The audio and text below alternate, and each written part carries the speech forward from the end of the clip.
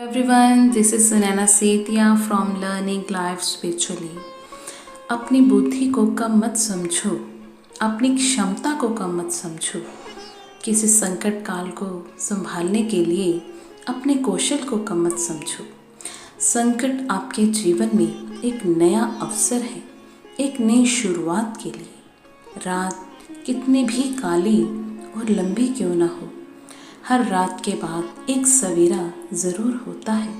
हौसला रखो, मुस्कुराते रहो, ये बुरा वक्त भी निकल जाएगा। धैर्य रखें, घरों में रहें, स्वस्थ रहें, सुरक्षित रहें। लॉकडाउन का यह लंबा समय हम सबके जीवन में एक दिव्य परिवर्तन के लिए आया है। यह समय सोने के लिए नहीं, बल्कि जागृत और होशपूर्ण होने के लिए है कि एक नया अद्भुत जगत हमारा इंतज़ार कर रहा है। यह समय है अपने स्वयं की खोज के लिए, स्वयं को जानने के लिए, स्वयं को अनुभव के लिए, स्वयं को ठीक करने के लिए, स्वयं के नवीनीकरण पुनरुद्धार के लिए, स्वयं को रिचार्ज के लिए। यह समय है अपनी चेतना को शरीर से आत्मा में स्थिर करने के लिए, क्योंकि हमारा स्व अभी तक अनजाना, अनुभूत, इसलिए हम टुकड़ों में बटे हुए और खाली है।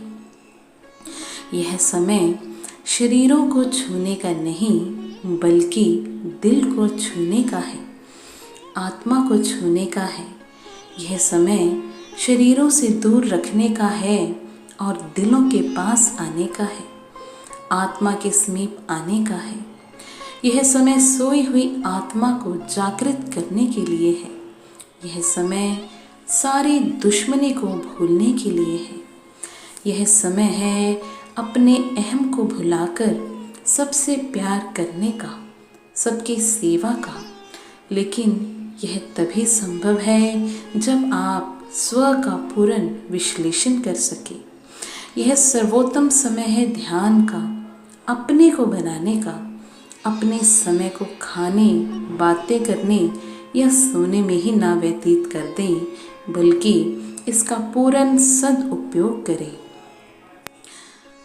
कहते हैं कि मन की कोई भी गतिविधि समय बर्बाद करना ही है, क्योंकि मन की गतिविधि के होने का अर्थ ही है ध्यान का ना होना।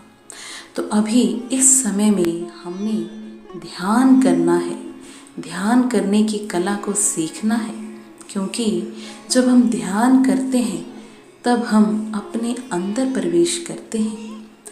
हम अपने अंदर प्रवेश करते हैं तब हम भीतर की सुनते हैं, और जो भीतर की सुनते हैं वो संवर जाते हैं, जो बाहर की सुनते हैं वो बिखर जाते हैं। अक्सर आत्मज्ञान के अभाव में ही दुनिया तुम पर हावी हो सकती है।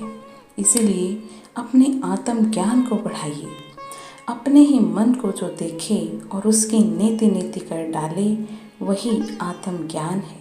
कहते हैं इस संसार में देखने के लिए बहुत से खूबसूरत स्थान हैं, पर सबसे खूबसूरत जगह है बंद आँखों से अपने भीतर देखना। अपने विचारों पर ध्यान दो, क्योंकि वह तुम्हारे शब्द बनेंगे। अपने शब्दों पर ध्यान दो, क्योंकि वह तुम्हारे कर्म बनेंगे। और अपने कर्मों पर ध्यान दो, क्योंकि वह तुम स्वयं बनोगे। सुनते रहिए, मिलते रहिए और सीखते रहिए, ज़िंदगी को निखारते रहिए in learning life spiritually. Thank you so much.